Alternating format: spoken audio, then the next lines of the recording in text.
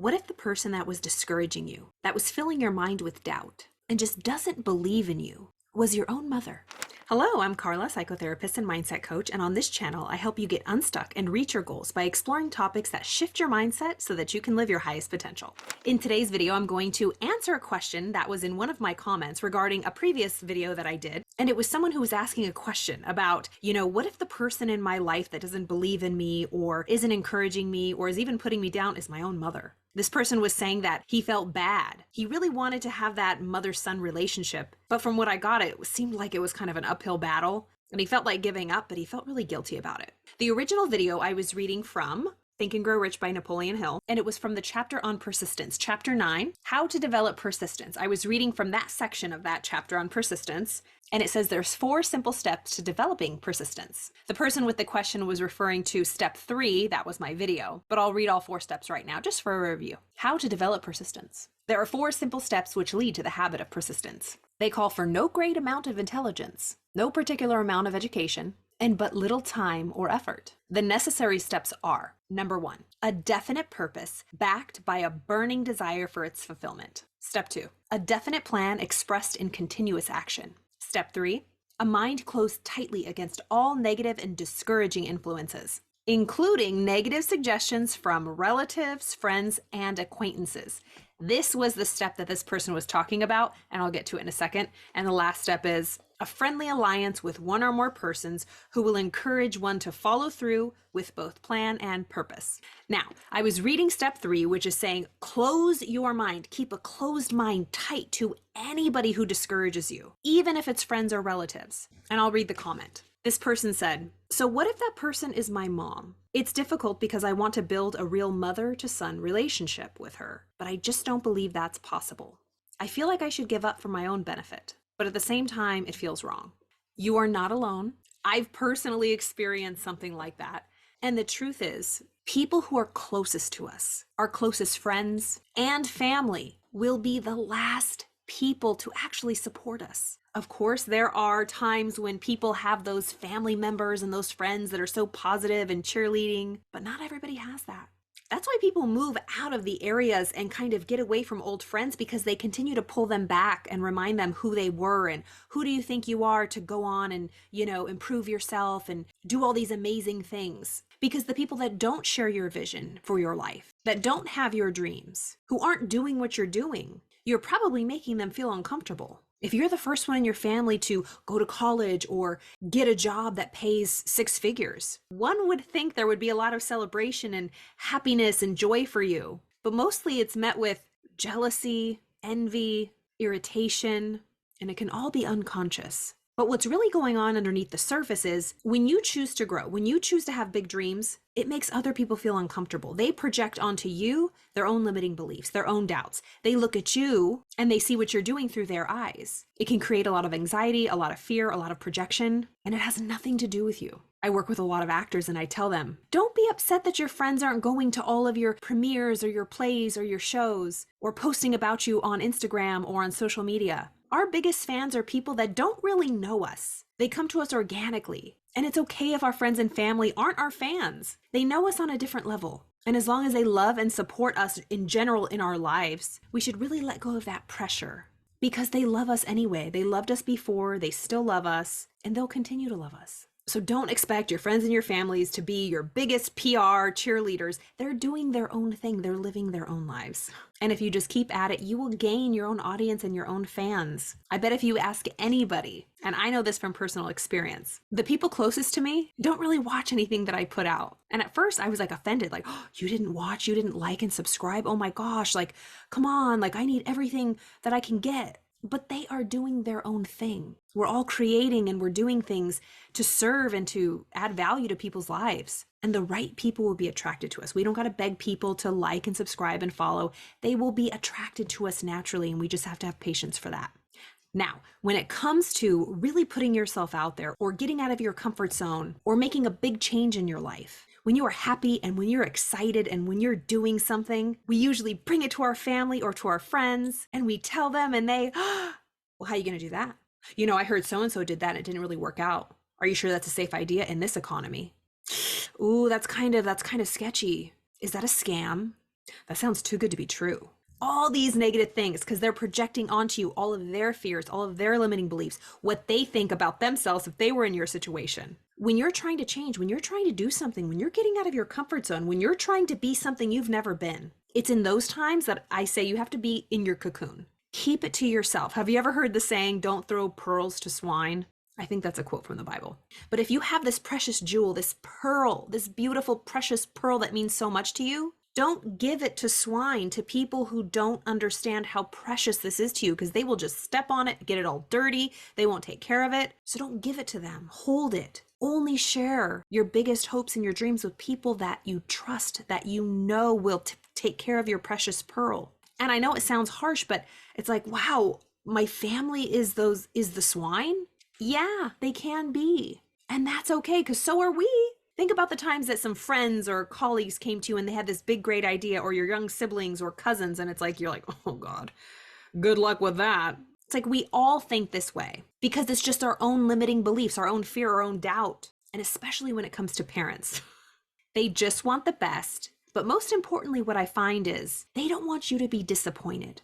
They don't want you to get hurt. They don't want you to get embarrassed. They don't want you to get humiliated. They don't want to be humiliated. They don't want to get embarrassed.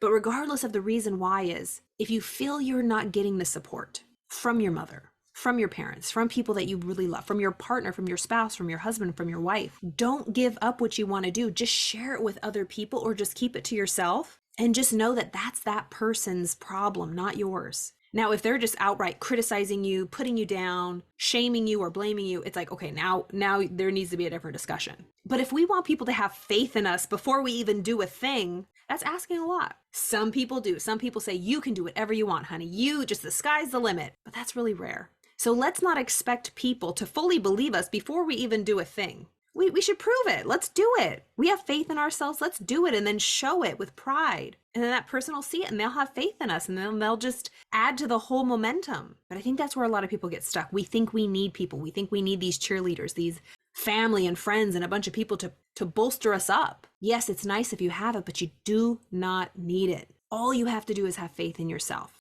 And it can be tough, especially when it comes to family. There are so many labels that we put on this nuclear family. My father, my mother, my brother, my sister. The reality is, even though you're blood related and you grew up with someone, does not mean you have to continue having relationships with them. If they are abusive, emotional, physical, psychological, in any way, you have 100% right and reason to create a firm boundary and cut them out of your life. Of course, always be respectful in the degree in which you can. But if you're being mistreated or put down or verbally abused or criticized or made to feel small, I think it's time for a boundary. And this is the toughest part. People talk all about boundaries all the time. And boundaries are good in theory, but in practice, they're not easy. To not answer that phone call, to say no to the birthday party, to move out of your house. It's not easy to implement boundaries. People do not like boundaries, especially if they're on the receiving end of the boundary.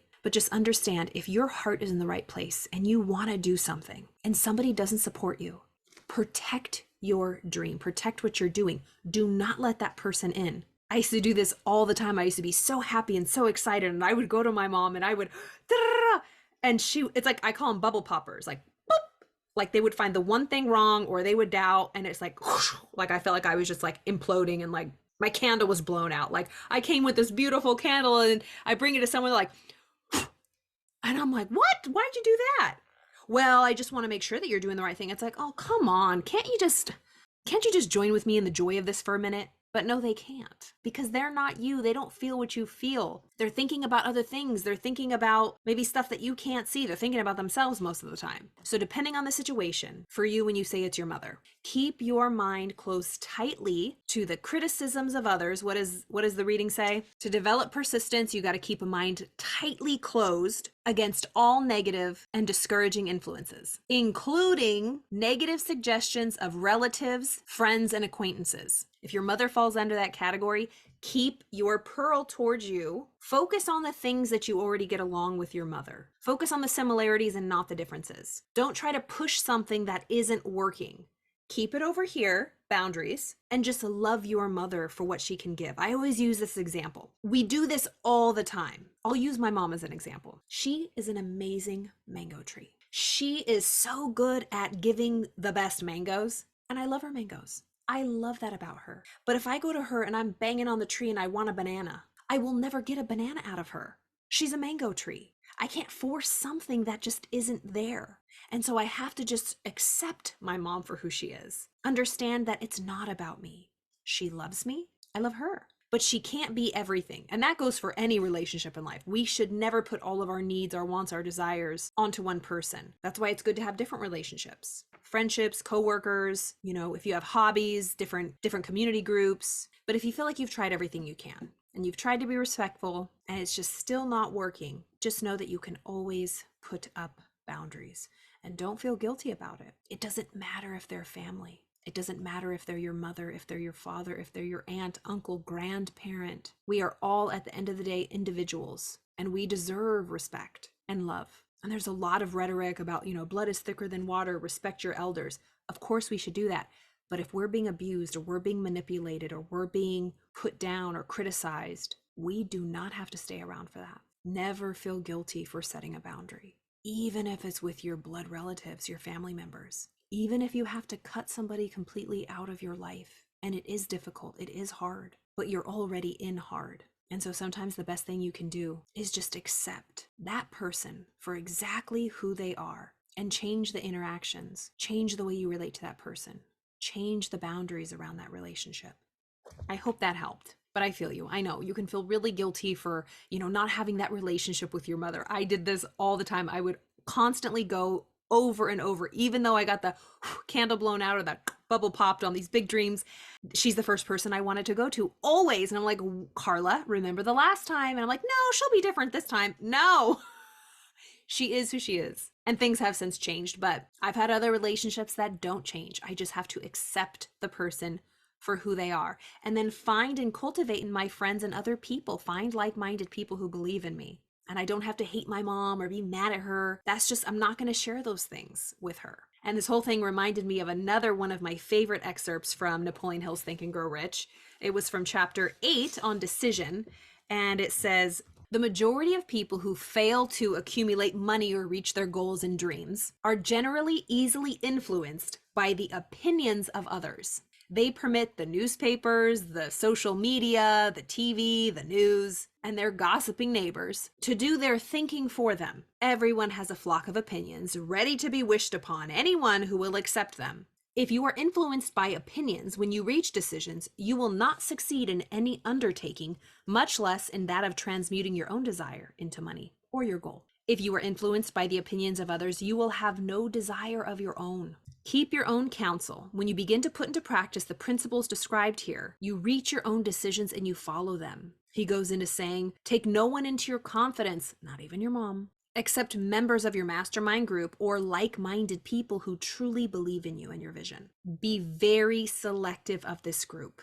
Choose only those who will be in complete sympathy and harmony with your purpose. And this is the kicker. Close friends and relatives, while not meaning to do so, often handicap one through opinions and sometimes through ridicule, which is meant to be humorous. Thousands of men and women carry inferiority complexes with them all through life because some well-meaning but ignorant person destroyed their confidence through opinions or ridicule. If you really want to succeed in breaking through old paradigms, limiting beliefs, doing something new, people around you won't like it. It makes them feel uncomfortable because when you change, things change, and people don't like change. Actually, people aren't afraid of change. People are actually not afraid of change. They're afraid of being changed. And so when someone they love around them, someone that they care for changes, it shakes the whole foundation. And that's usually kind of the kickback we get when we are implementing a change or going for something we want.